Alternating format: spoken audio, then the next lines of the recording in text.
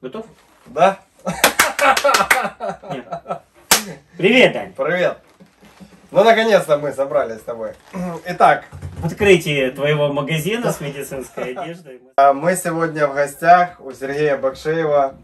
Хочу вас познакомить и взять у него интервью «Формула успеха». Вот формула успеха. Как можно молодому медику, врачу, студенту достичь таких каких-то высоких результатов, которые ты достиг.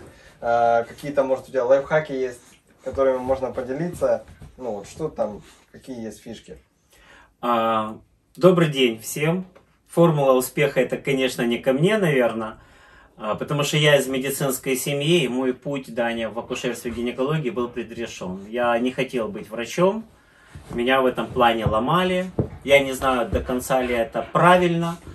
Я не хотел поступать в медицинский университет, меня поступили. Я, кстати, не очень хорошо учился в медицинском университете. У меня 3 двойки было по разным предметам.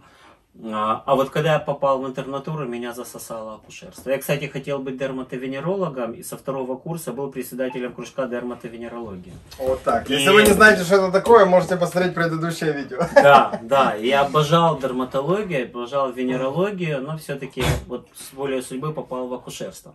Поэтому твой вопрос, он относится к 2 категориям людей.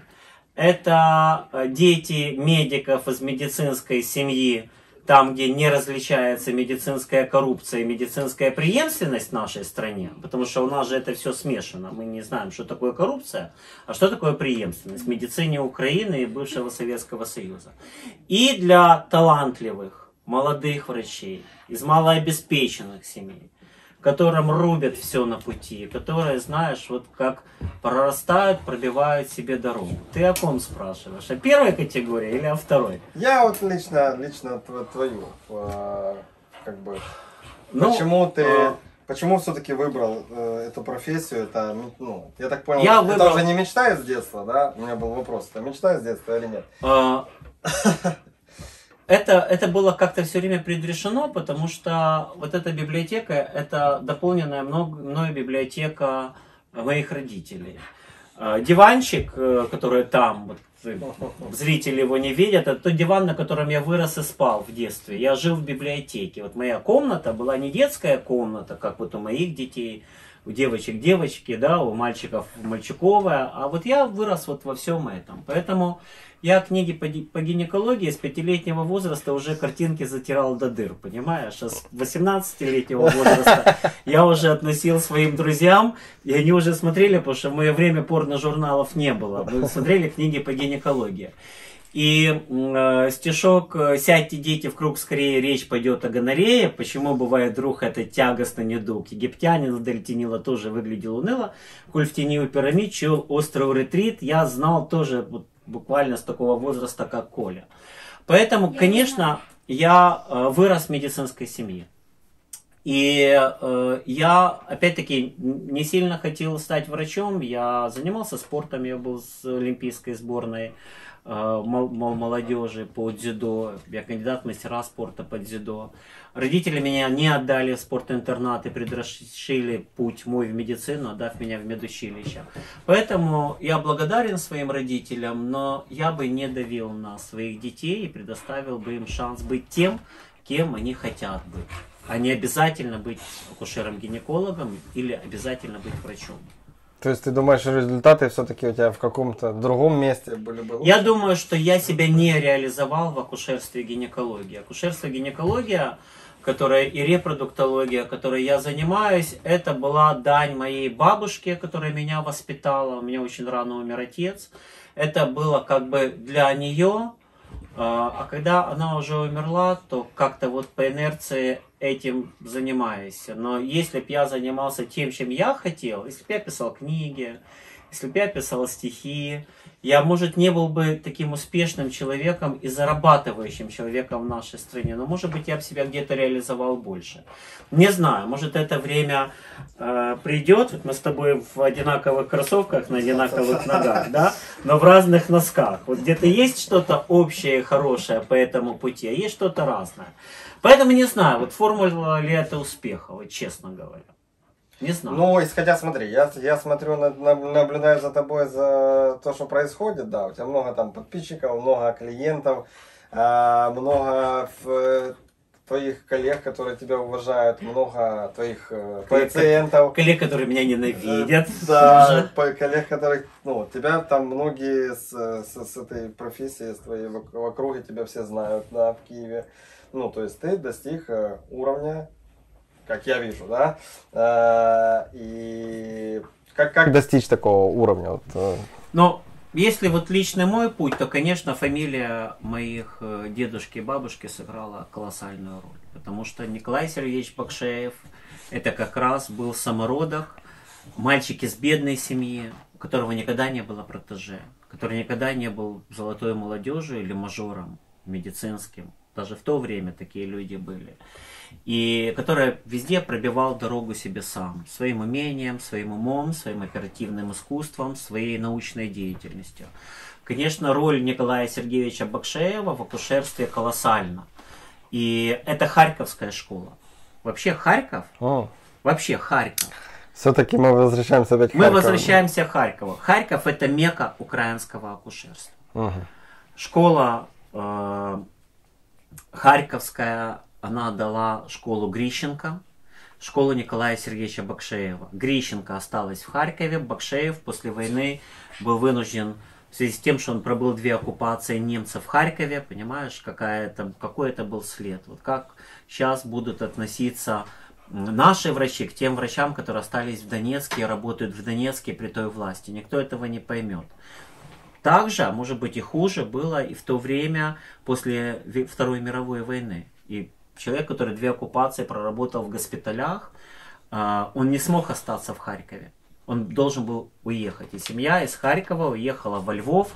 Во Львове они тоже недолго проработали, потому что русскоговорящая все-таки была семья.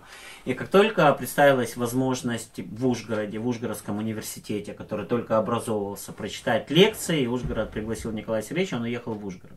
Но это Харьковская школа. Харьковская школа – это школа Федора Власовича Дахно по репродуктологии, основоположника репродуктологии в Украине. Первый ребенок в Украине Федор Власович Дахно, который начал в Харькове при Грищенко и ехал в Киев. Харьков дал колоссальное количество плеяд и школ в украинском акушерстве. Это вот действительно мекка. Но дедушка пробивал дорогу сам. А я уже пожинал плоды и пользовался его авторитетом. Хотя, ну, насколько мне это много давало, я не могу сказать. У меня всегда было, знаешь, какое преимущество. Вот если я молодым врачом делал какой-то доклад, и звучала фамилия Бакшеев, Сергей Бакшеев там, один из таких докладов в 99 году мы с Святославом Леонидовичем Неймарком назвали «Трихомонада вагиналис. Возрождение агрессии». Вот такое название я придумал. Славик сделал замечательную, шикарную идею работы. Мы ее выполнили. И «Трихомонада вагиналис. Возрождение агрессии». Бакшеев. Это давало мне всегда 2-3 минуты, когда зал к тебе прикован. Вот фамилия, она не открывает всю дорогу в жизни, она дает тебе промежуток времени. Потому что Ваня Петраховский и его доклад могут и не слушать. А Сергей Бакшеев к тебе повернуться. И у тебя есть 2 минуты для того, чтобы обосраться или удержать зал. Я считаю, что это колоссальное преимущество, как и в моих высказываниях. Фамилия дала мне то, что я могу говорить абсолютно открыто, честно, невзирая на то, передо мной профессор, уважаемый человек, я говорю то, что я думаю. А многие врачи современной медицины ссут. Они хотят сказать, но они понимают, что их задавят, что их лишат, что Бакшеев может говорить. Поэтому его, может, и уважают, может, и нет. Моя фамилия дала мне то, что мне абсолютно все равно, как я выгляжу. Я позволяю себе делать то, что не делают другие украинские врачи. Красить волосы, будучи заведующим консультацией, одеваться нестандартно, высказывая при этом что-то, общаясь с пациентами. И имея какое-то вот чувство долга перед своей семьей, понимаешь, я стараюсь на этом не спекулировать, но у меня больше возможностей быть самим собой. Ну, на самом деле это много, это дохера, это вот так. Вот так. Для человека с нуля это вот так. Для меня это тоже память о моей семье. Ну, тут получается, вот напрашивается вопрос, который, если человек, ну, там, без имени, без фамилии такой, да, начнет вылазить, начнет высовываться, чтобы его кто-то услышал, то есть, ну, вот, как ты думаешь, получится у него или нет? Ну, я тебе приведу примеры. Николай Амосов, Шалимов. Шалимов уехал молодым врачом, хирургом, в тьму таракань, вообще в тьму таракань. И начал потихонечку оперировать вот так вот с учебником.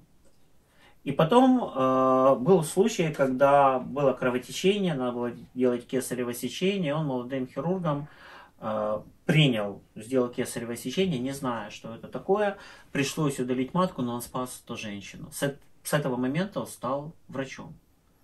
И он бросил свою семью и уехал в Брянск, где встретился с Николаем Амосовым. И они вот так вот, как мы с тобой сели, два молодых врача. И тот говорит, давай я буду заниматься торакальной хирургией, мне нравится. Амосову нравилась торакальная хирургия. Шалимов говорит, да нет, люди есть разные, но все люди высокого уровня, у них печеночка, желчные протоки. Вот я буду печеночкой с желчными протоками. И два совершенно молодых врача, они же себе сделали колоссальную. Они пробили все своим путем. Причем своими руками, своим трудолюбием. Когда я разговариваю с профессорами старых поколений, которые еще живы, и спрашиваю, а скажите, вот в современной Украине, вот такой молодой врач, как Шалимов, такой молодой врач тот, как Амосов, они бы стали тем, кем они стали в советское время? Я в 90% случаев получаю ответ нет. Наша страна сейчас не способна найти вот этот кладезь медицины, взять вот этих талантливых интернов без протеже, без чего-то, и сделать, и дать им возможность стать такими врачами. Хотя рубили-то в любые времена врачи. Да, в любые. Любые. Я смотрю, ну то есть... Ну и врачи к этому имели отношение, что их рубили. Если мы уже будем говорить о Николае Амосове, то тоже замечательная медицинская история, которая вот всегда в кулуарах ходила, все они как бы знали, но мало о ней кто говорил. Я думаю, что столько времени прошло, что об этом можно сказать. В Брянске Амосов занимался торакальной хирургией. Торакальная хирургия тогда, без общего наркоза, это было что-то очень тяжелое, без должной анестезии, без аппаратов искусственного дыхания, это было сложно. И, конечно, она была и удачная, и неудачная. И Амосов взял в больнице большую такую танковую бочку из-под солярки, да, или из-под, ну, такую громадную, налили туда формалина, и он просто те оперативные органы и так далее не сжигал, а кидал вот сюда туда. Кидал, эта бочка его спасла в конечном итоге, он туда бросал. И как говорят, мы этого не знаем, упоминания этого нет, у него случился бурный роман с операционной сестрой. У нас медиков романа с операционной сестрой это в норме на протяжении всех веков, это традиция, особенно в хирургии, акушерство, гинекология и другие специальности. Бурный роман с операционной сестрой. А муж этой сестры был, ну, не в НКВД, а в органах каких-то. И он тогда написал жалобу, которая дошла до верхов, о том, что молодой хирург Амосов уничтожает, убивает коммунистов под видом оперативных каких-то манипуляций. И таким образом убивает членов партии и так далее. На него было открыто дело, это был большой прессинг. И единственное, что смогли сделать, еще нашли бочку с этими органами, и как доказательство бочку с этими органами отправили патологоанатому. На тот момент единственный патологоанатом, который разбирался в дыхательной системе и их пороков, находился в Киеве. Почему Амосов и попал-то в Киев? И когда этот патологоанатом, разбирая всю вот эту бочку большую, которую перевезли, увидел, что делает Амосов, он сказал немедленно этого врача сюда.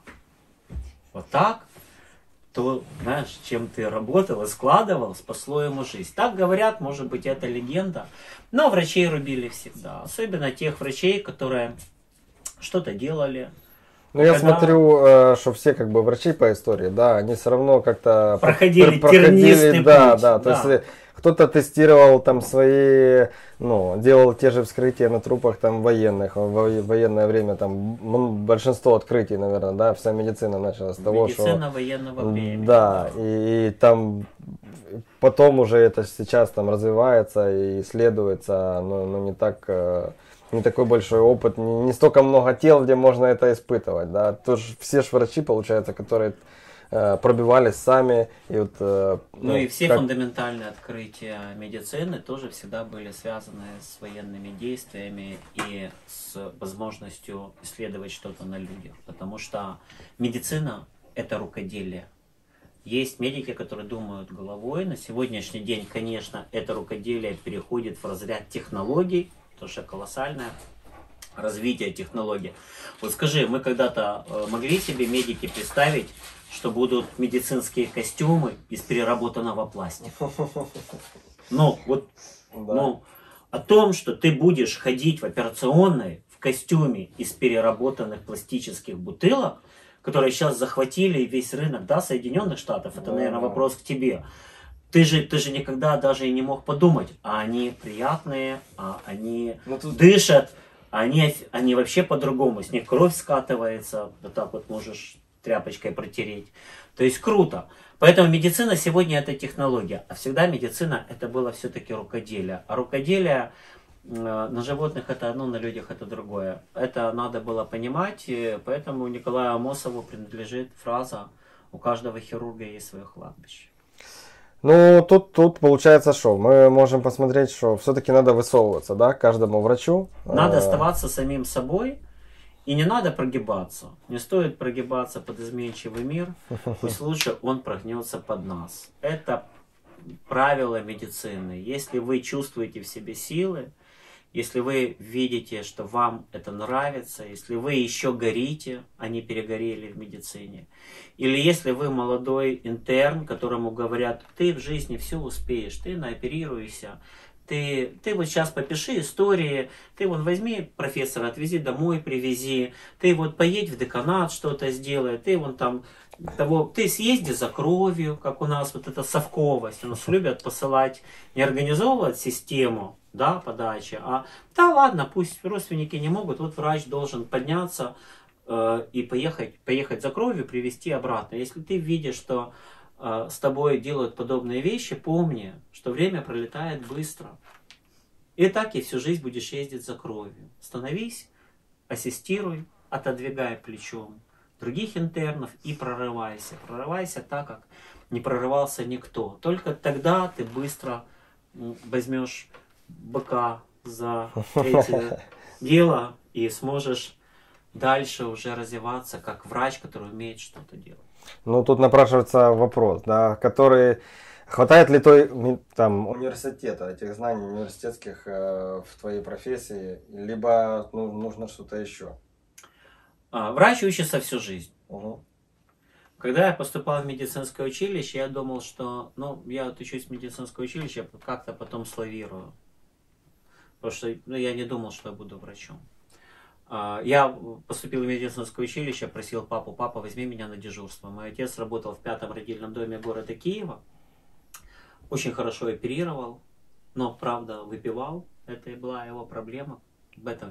Ну, может быть, ты какие-то там курсы да? о знаниях, да. О знаниях. Вот что именно вот о знаниях. Тебе нужно взять и открыть. Мне казалось, что я закончу медицинский университет и стану врачом. Самый большой обман для тех, кто пытается поступить в медицинский университет, это то, что вы через 6 лет станете доктором. Вы никогда по окончанию медицинского университета не станете. Второй великий обман, что вы пойдете в интернатуру по выбранной специальности и вы станете врачом. Никогда этого не будет.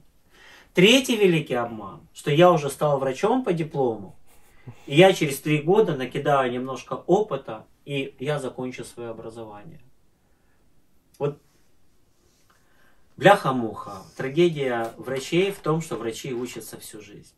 И счастье врачей, что каждые 5 лет некоторые вещи меняются настолько кардинально, что люди с 5-летним багажом отстают от тех, кто знает это сегодня. Врач учится всю жизнь. Вот эти книги, которые здесь, а ты видишь, что здесь и очень старые книжки, и совершенно новые последние монографии. Можно ли учиться по старым книгам? Вот возьми за собой, старенькая книжка вот стоит, да? Не, рядом, да. Вот смотри. Вот это самая первая книга по акушерству нашей страны.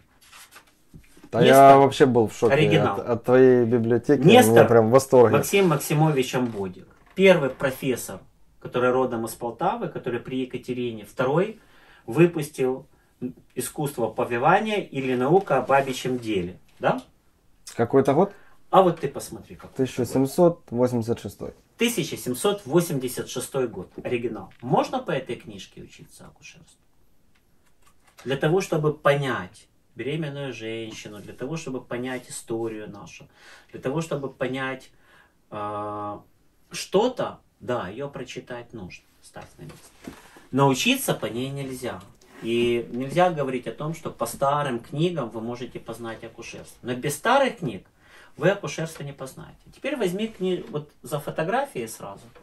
Вот отодвинь. И видишь такая, да, в этот без корешка. А у тебя вторая книжка, которая показывает о том, что вообще все актуально. Это переписка Екатерины II, тоже оригинал.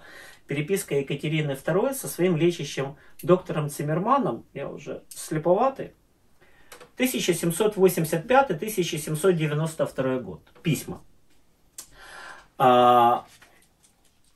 Врач Циммерман написал трактат о уединении. Что такое трактат о уединении? Это трактат о мастурбации.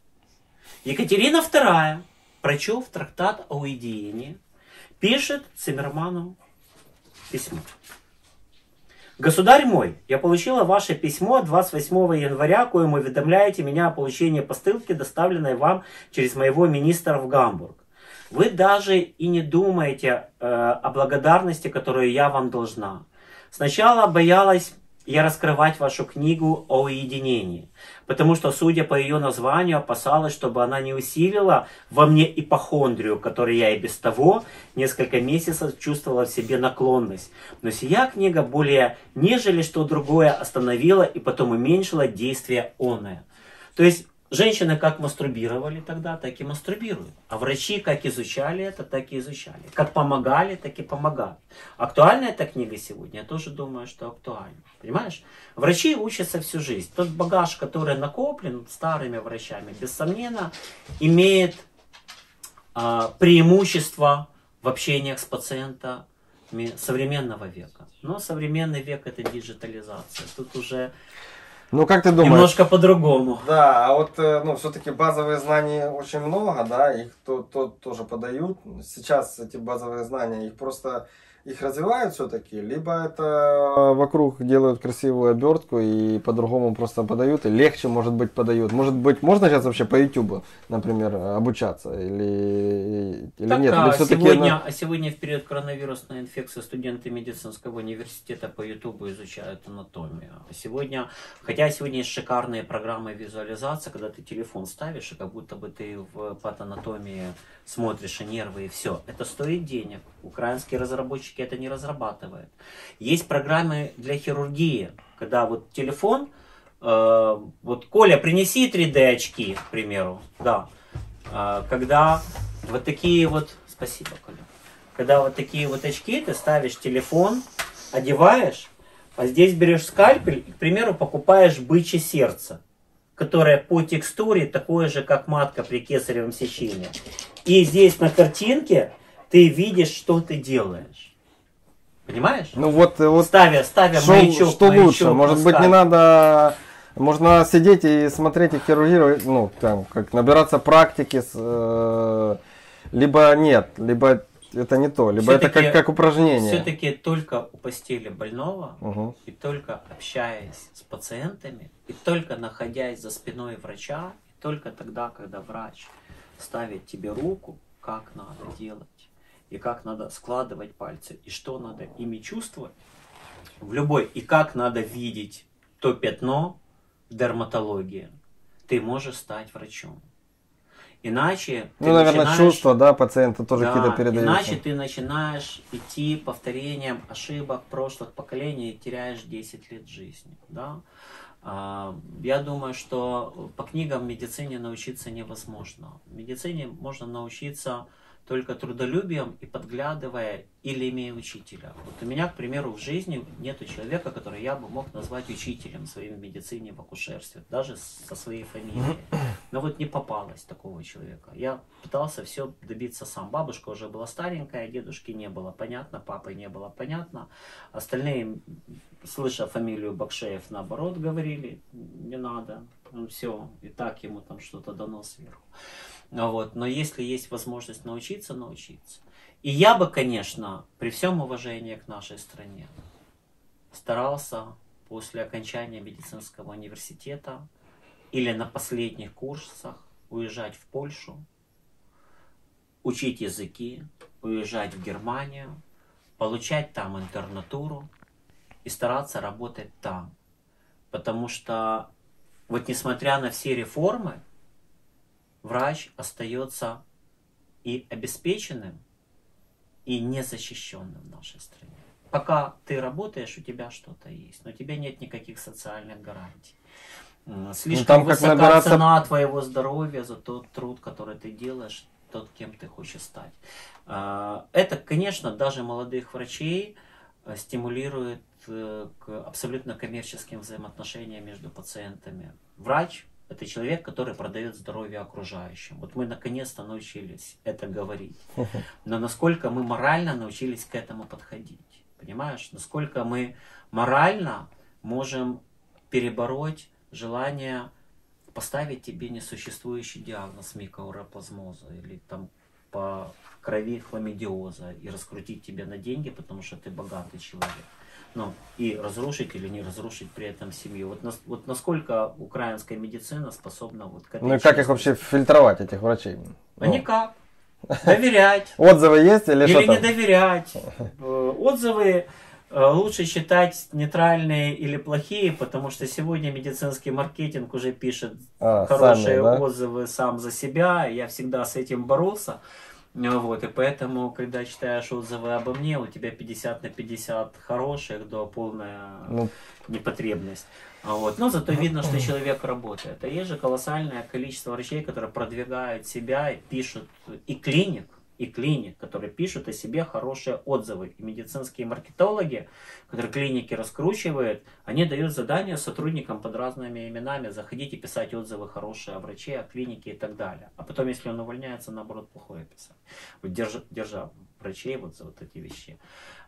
Поэтому... Ну, слава богу, сейчас не каждая девочка может просто начать принимать роды, как в ситуации с косметологией, да? Каждая девочка сегодня может начать принимать роды, потому что есть движение дул, духовных акушерок, магии белых плаценты и знахарей, которые, не отвечая ни за что, вклиниваются в акушерство с родами на дому. Случай в Ровно, где женщина умерла в результате кровотечения, более 4 литров на дому за 3 часа, и была доставлена эта несчастная женщина в родильный дом тогда, когда она уже была с нулевым давлением, и ничего сделать нельзя было, а акушерка просто сидела и смотрела, как из нее льет кровь, показывая, что этот беспредел в Украине существует. Поэтому могут. Можно, да? Как фильтровать? Никак. Ну, не знаю. Диплома аж у них нет? Нет. Или может все-таки быть? Нет. Нет. Но они же говорят... Знаешь, что они говорят? Вы знаете, что такое аутентичная акушерка? Не духовная, а вот даже вот з'явилось такий термін аутентична акушерка. Ну, від бабці навчила там. Аутентичная акушерка — это девочка, которая работала официанткой в ресторане, а потом уехала на Бали. Там было замечательное Бали, после которого она уехала куда-то в Тибет. Там был еще замечательный Тибет, и она поняла, что ей пришел дух, и она может принимать роды. Она приехала сюда, зробила українську вишиванку, взяла, купила всяких этих кукол і так далі, почитала щось і сказала, що я буду приймати вас пологи так, як ви народжували 200-300 років тому назад з мальфарами України. И люди на это ведутся, потому что они боятся современной медицины, потому что они чувствительны, потому что она затрагивает их сердце, зарабатывая на этом деньги, не обладая никакими знаниями в акушерстве. Поэтому, безусловно, когда говорим о продажах и о деньгах, это одна сторона медицины. Деньги очень сильно портят медицину. Деньги, Женя, это акушерская собака. Деньги очень сильно портят медицину и парамедицину. Когда мы говорим о стратегиях, это абсолютно другие вещи. Вот разобраться в этом пациентам иногда достаточно сложно. Но как развилась вот медицина на протяжении вот 30 лет, да? Кардинально. Кардинально. Кардинально. Мы идем по твоим вопросам? Или Да, мы уже в свободном плавании? Мы идем. Я могу сказать так. Я этот термин стараюсь теперь продвигать, объяснять его пациентам и стараться подавать его врачам. Я считаю, что акушерство 21 века кардинально отличается от акушерства века 20. В своей философии, в своих методиках.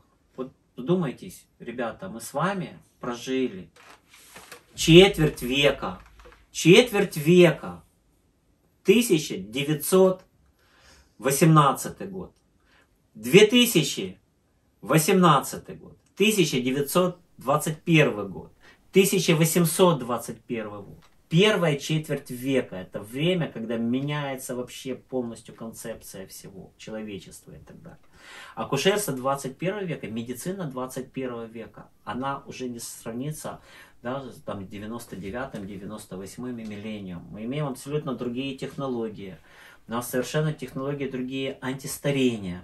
Вот Всемирная организация здравоохранения и в 21 веке сказала, человечество впервые за всю историю своего существования столкнулось с тем, что люди после 60 лет только начинают жить. Вот я вырос в убеждении, что 50 лет это уже глубокая старость, а 60 лет уже люди сидят в парке Шевченко, бухают, играют в шахматы, это уже глубокие старики. Мне 50 лет. Ну, у меня даже было такое... Мне 50 лет. Да. Я не понимаю, как мои дедушки и бабушки в 50 лет бы ходили в таких кроссовках молодежных. Я себя не чувствую старым, хотя, конечно, давление и йенг, и женщины уже без денег не улыбаются, уже ты старый.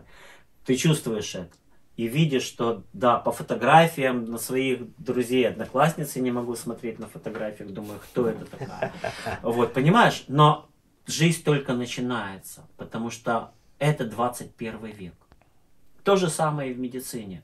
Нельзя перекладывать конец 90-х, середину 90-х годов 20-го столетия и акушерство, и прошлое, позапрошлые конгрессы по акушерству. Вообще совершенно разное. Стратегия меняется абсолютно по-разному.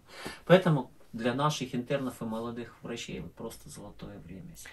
Хорошо, а это применяется сейчас? Вот изменения в университете происходят тоже или нет? А я же не знаю, я же не являюсь кафедральным сотрудником, я не учу студентов, я не в курсе того, что происходит со студентами и как они учатся сегодня. Ты не стыкаешься вообще с молодыми? Я вот с молодыми врачами, интернами, которые у нас в роддоме проходят, или с которыми у нас есть Киевский клуб интернов, в котором мы по сети встречаемся, беседуем, и теперь начали встречаться в каких-то ресторанчиках и проводить такие лекции. Да, я могу общаться, но со студентами, по большому счету, я не общаюсь, я не знаю.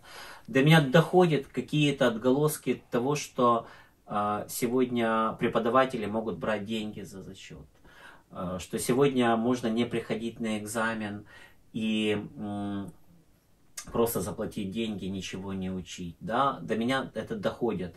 Но я этого не знаю. Я не могу об этом говорить. Я помню, что в мои времена некоторые преподаватели не медицинского университета собирали студентов и говорили: вот смотри, это, кстати, политехнический институт наш. Вон стол, кто зачеткой попадает на стол, получает 4. Это реальный случай. Реальный случай другой. тоже не медицинского университета, когда стоят студенты, там сидит преподаватель, и кто-то выхватывает зачетку и туда кидает чужую. То говорит, блин, что ты делаешь? Оттуда вылетает зачетка, там написано зачет. Это тоже. Преподаватели, они тоже бывают смешные люди и так далее. Но что происходит сейчас, я не знаю. А там, за пределами нашей страны, к образованию врача относятся серьезно. И поэтому врач там учится дольше. Но там доступа к телу такого, как у нас, нет. Благо нашей страны в том, что сегодня вы можете пощупать, что сегодня вы можете погладить пациента, набраться пульс, практики, потрогать, постоять за спиной у врача, набраться. Там это растянуто во времени. Там врач хорошим оперирующим хирургом в 35-38 лет не станет, а у нас может. Хорошо, может быть, есть какие-то конкретные источники, куда можно, ну, вот, можешь оставить ссылки, либо какие-то конкретные книги, на которые вот важно прочитать, ну, поднять свой левел. Наверное, в каждой специальности такие источники разные и такие лайфхаки разные. Если мы будем говорить про положництво і гінекологію України, то я перейду на українську мову, хоча нас дивляться люди, які, може, не зовсім розуміють українську мову, але для українських лікарів, молодих, є соціальні спільноти. Така спільнота є у Мордокнизі. Мордокнига – це Фейсбук, так, щоб Мордокнига – це Фейсбук. У Мордокнизі ця спільнота називається «Акушерство з обґрунтованими доказами». Акушерство з обґрунтованими доказами. Да? Приходьте туди, додавайтесь. І там лікарі, ну, майже більш ніж 10-12 тисяч лікарів зараз. Тільки лікарі там, тільки наша закрита спільнота. Вони викладають останні гайдлайни, клінічні випадки, обговорення. І там ви можете навчатися. І там ви знайдете ту людину, до якої ви зможете звернутися. Пишіть свої коментарі, задавайте запитання, показуйте, що ви молодий лікар, молодий інтерн. І тоді шлях ваш буде відкриватися. І також треба розуміти, що ніколи не треба мовчати на конференціях і конгресах. От якщо вас запросили на конгрес по положництву чи по гінекології, ви побачили тези доповіді чи теми доповіді, пошукайте в інтернеті щось і знайдіть таке запитання, на яке у нього не буде відповіді, яким ви можете замочити доповідача, яким ви можете привернути до себе увагу. І не бійтеся ці запитання задавати. Я так завжди робив, але я мав Бакшеєв фамілію, і тому мені це прощали, і слухали, і казали чесно. Але це теж ваше опозиціонування. Може, оце буде і лайфхак, яким треба користуватися. Ну и нужно понимать, что врачи-то, которые среднего и старшего поколения, они понимают, насколько прогрессивная молодежь, понимаешь? Они видят, насколько они начинают отставать от того безумного, той диджитализации, этих тиктоков, этих безумных видео красивых с операционной станции. Они понимают. Не факт, что они будут воспринимать вас как молодого талантливого врача. Они могут вас воспринимать как прямого конкурента. Не факт, что они вас будут учить. Показывать, да. Смотреть за спиной, да. Но дать что-то сделать не всегда, да. Поэтому обучение в нашей стране это еще и деньги. И об этом тоже надо говорить. И если вы видите, что человек готов вас обучать, то вы должны для себя понять. Либо учитель нашел ученика, и тогда мы берем ту книжку и читаем клятву Гиппократа, которая говорила о том, что учитель, выбирая и обучая ученика, потом становится обеспеченным со стороны ученика. А ученик, у которого есть учитель, должен поддерживать учителя и его семью после окончания его карьеры. Вот внимательно читайте клятву Гиппократа, кстати. Вот. А в клятве Гиппократа есть еще одна замечательная фраза. Да, доставай, вон видишь, Гиппократов сборник. Еще одна замечательная фраза, которую должны знать все врачи всех времен и поколений. И говорить и цитировать ее нашим пациентам. Это 1936 год. Гиппократ, прекрасный перевод профессора Руднева, знатока греческой культуры, изучающий греческую медицину. Больше подобных переводов Гиппократа не было. Кстати, в интернете можете найти мой замечательный аналитический обзор 2008 или 2009 года, когда я пациентке написал такой большой опус по поводу того, что не надо обвинять врачей в том, что по клятве Гиппократа они должны лечить пациентов бесплатно. Мы можем это все дать на группы, конечно, линки оставим, да, в видео. Так что переходите в видео, ставьте лайки и тогда берите линки. И берите линки. Да. А теперь смотрите клятву Гиппократа в ее вот истинном переводе. В какой бы дом я ни вошел, я войду туда для пользы больного, будучи далек от всего намеренного, неправедного и пагубного. Особенно от любовных дел с женщинами и мужчинами, свободными и рабами. В клятве Гиппократа говорится, а тогда мужчины были врачами, женщин-врачей не было, что в какой бы дом я ни вошел, я обязуюсь не трахать ни мужчин, ни женщин, ни свободных, ни рабов. Вы представляете, какой уровень сексуальных взаимоотношений со своими пациентами существовало в критской и косской школе тех времен, если в клятве Гиппократа запрещалось это делать, ограничивались эти движения. Поэтому медицина, она действительно безгранична в своих путях и в своих страданиях и в своих взаимоотношениях. Помните об этом. Интересно, интересно. Открываются о медицине, да? Ну, может, кто-то выберет, посмотрит наше видео и выберет медицину именно поэтому, что у него есть возможность общаться с людьми само собой, близко. закончили Гиппократом в поддержании старых медицинских школ. Так, хорошо. То есть у нас есть группа, на которую мы обратим внимание, есть литература, на которую мы можем тоже оставить ссылки, да. Какие-то съезды, может быть, собрания, на которые тоже имеет смысл обратить внимание, чтобы поднять свой уровень. Где собираются вот... Сегодня для того, чтобы поднять свой уровень, каждому врачу необходимо свободное владение английским языком. Все. Без свободного владения английским языком, что является, кстати, моим пробелом достаточно большим, потому что я понимаю, но мне сложно говорить. Вот, без свободного чтения колоссального количества информации англоязычной, достоверной, которая выходит, и аналитических обзоров, вы не можете развиваться в любой области, в акушерстве, гинекологии 100%, а в репродуктологии 2000%, и эмбриология, которая только на английском языке.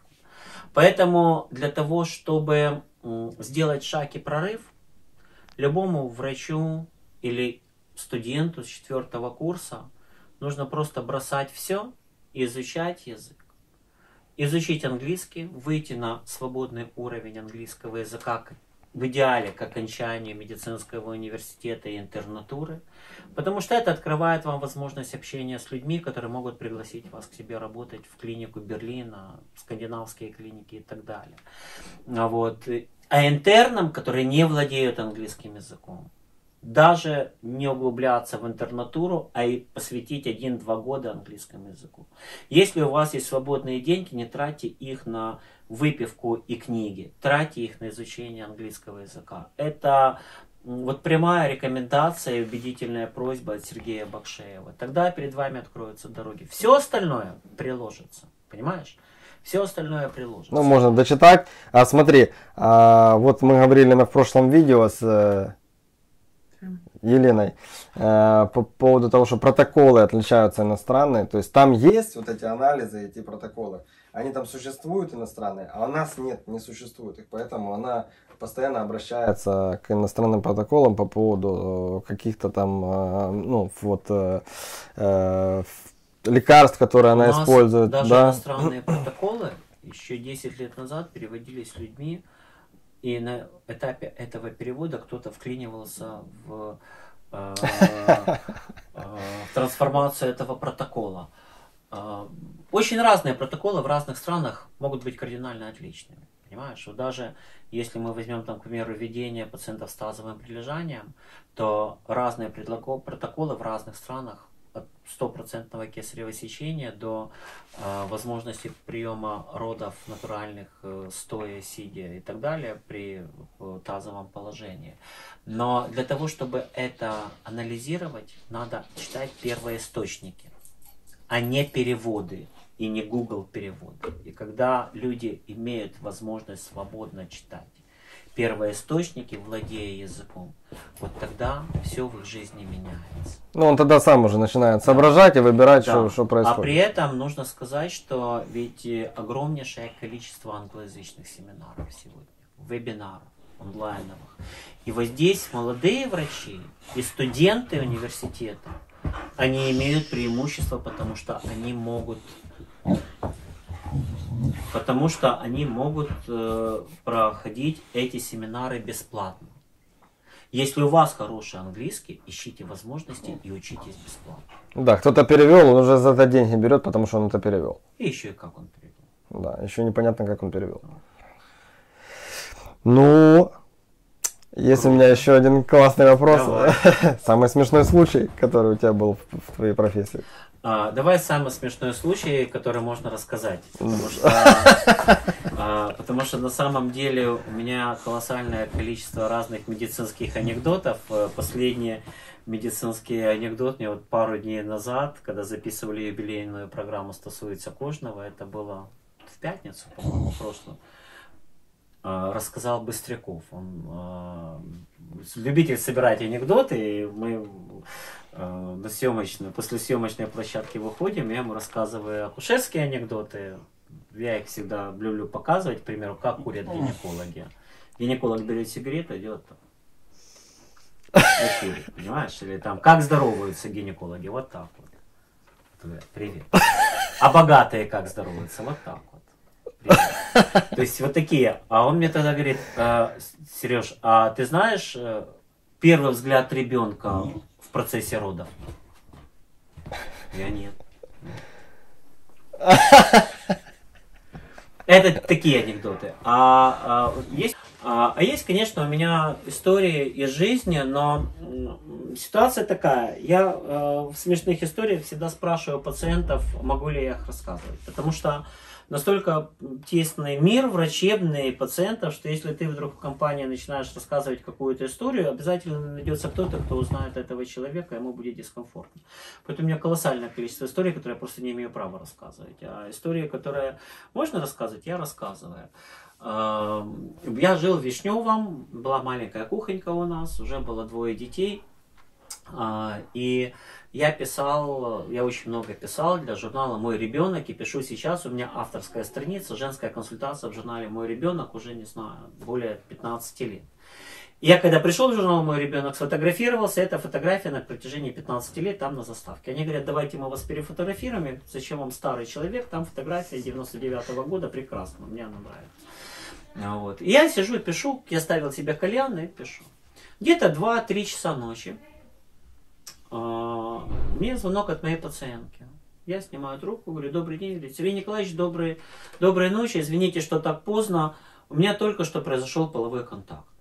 Я говорю: Галя, как я за тебя рад. У меня не произошел, а у тебя произошел. А что случилось? Спасибо, такая новость, что произошел половой контакт. Я говорю: вы понимаете, произошел половой контакт, но презерватив сполз с полового члена и потерялся у меня во влагалище. И мы не знаем, что делать. Я говорю: вот смотри, сейчас 3 часа ночи. Уже кардинально ничего, пожалуйста, не делай. А я в 8 утра приезжаю на работу. И где-то там в 8:30 приходи, я сделаю ультразвуковое исследование, посмотрю, в какой ты фазе овуляция была, не была, нужна ли нам контрацепция.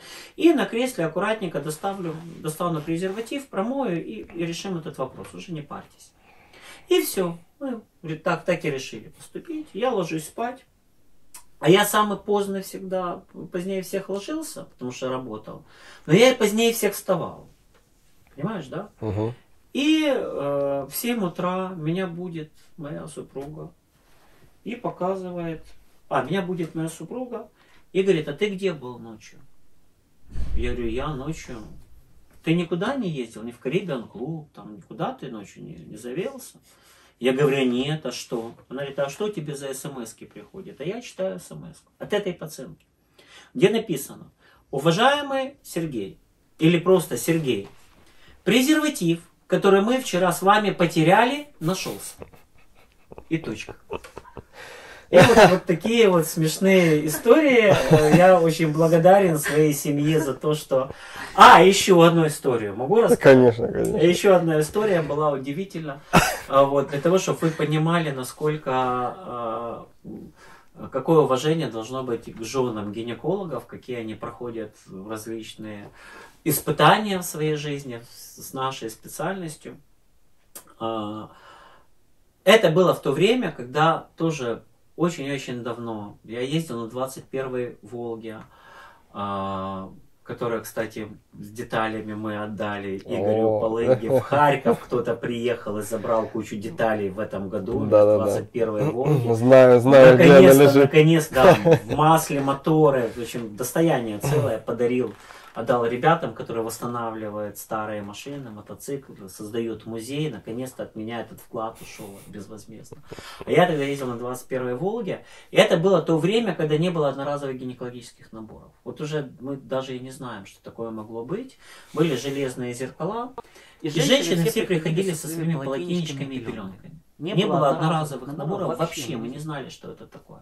И, конечно, они периодически эти пеленки оставляли и забывали. У нас всегда в консультации скапливалось количество этих пеленок на батарее, которые мы не выбрасывали. Там, если человек в течение недели там не забрал, то мы отдавали нашей сестре-хозяйке, потому что время было такое, что ни лекарств не было, ни хрена. Она их там перестирывала, и она делала из них ветошь, которые мы там что-то убирали, там, ну, в общем, понятно, да, такой обменный. Но поскольку я ездил на 21-й Волге, у меня всегда были проблемы с каким-то маслом, с какой-то фигней, с какими-то щупами. Мне все время надо было руки там что-то вытирать. И я всегда забирал вот эту ветошь, и я ее не стирал, вот если она грязная, я выкинул. Вот я считал, что это колоссальное преимущество акушера-гинеколога, что у тебя всегда лежит такая пеленка, и ты можешь ее выкинуть. К моей жене приезжают ее подруги с Крыма, она из Крыма. Женя тогда беременная, а девочки веселые, крымчане, с массандрой, любительницей посидеть. Я их развлекаю, как истинный муж, я их развлекаю. Женя, конечно, рано ложится спать, я их развлекаю. Это продолжается несколько дней, через несколько дней они уезжают. И рассортировываем белье, забрасываем в стирку. И Женя вдруг достает трусы женские. И говорит, тю, а чьи это трусы? Какие-то, такие еще модненькие. А чьи это трусы? Я говорю, я не знаю, но твои подруги спали в этой комнате. Наверное, они оставили эти трусы. Че, не мои так точно. Она говорит, тю, а странно, че, они мне ничего не говорили, трусы кинули в общую стирку. Так бросает эти трусы в машину стиральную. Поднимает тряпку, говорит, о, а это что за тряпка? Я говорю, а эта тряпка я из машины принес, потому что я в машине. И это такая, так подожди, трусы лежали в этой тряпке. И у меня начинают не сходиться файлы. Потому что я с машины забрал вот это полотенечко, не тряпка, а полотенце. А женщина не просто оставила полотенце, забыла, она оставила его с трусами. И ушла, и она за ним не вернулась. А я принес с машины, и жена моя с машины вдруг из полотенца достает чьи-то трусы, и я говорю, что это в машине.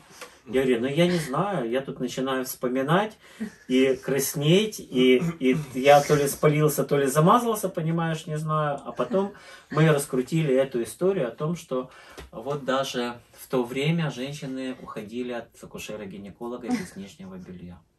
Но моя семья при этом сохранилась, и как бы алиби было принято полностью.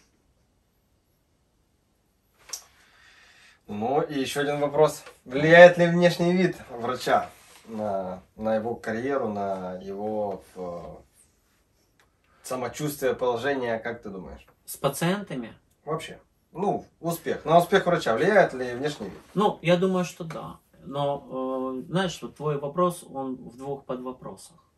Потому что если бы ты задал вопрос, а существует ли совок в украинской медицине, то я бы, наверное, сказал, что совок остался в наших головах. И первое в совке украинской медицины во всех специальностях — это образ украинского врача.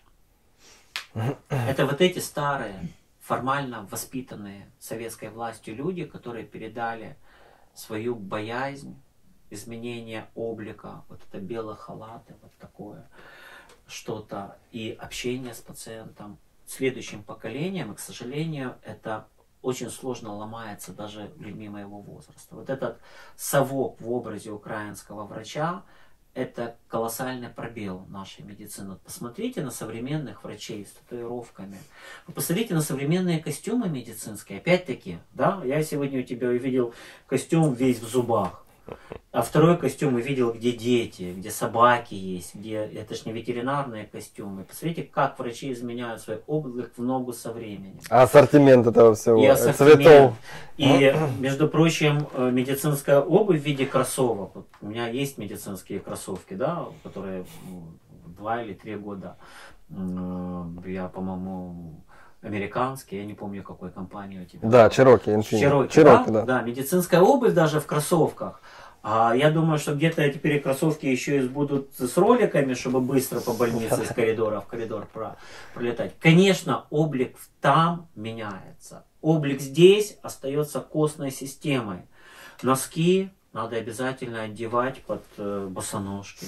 Как это врач с босыми ногами, накрашенными стеклами. Если у врача еще грудь красивая и декольте, это ж вообще пипец. Это ж не врач, это ж секс-символ, который может мужей чужих отвести от тебя. Вот это, я не обижаю этих людей. Я говорю о том, что мы должны быть разными, идти в ногу со временем. Мой облик для меня это проявление своей свободы в первую очередь в том, что я могу себе позволить быть тем, кем я хочу. Все. Но некоторые пациенты это воспринимают, некоторые пациенты это категорически не воспринимают.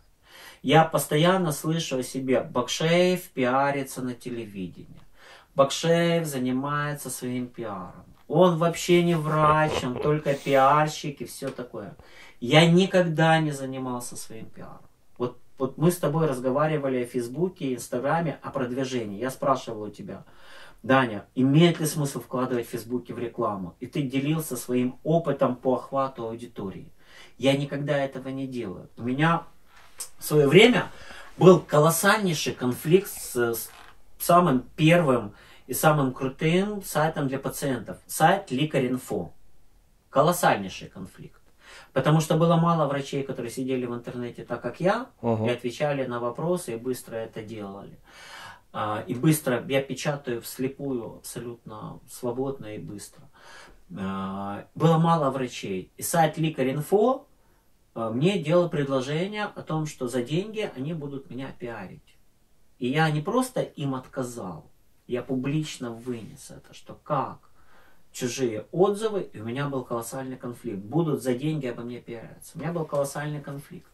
Я на телевидение попал только потому, что были темы о смерти женщины в родах по вине акушеров-гинекологов, о хамстве в акушерстве, о том, что женщина выбросила ребенка. Первая тема, в которой я попал в программу «Говорить Украина», когда женщина в унитаз, в туалет выбросила живого ребенка, родила, на которую не хотели приходить врачи. Не хотели, приглашали главных акушеров-гинекологов, областей, главных врачей. Они сказали: мы не пойдем. Я пошел. Я пошел на одну программу, потом на вторую, потом на третью, потом на радиоэфир, потом еще что-то.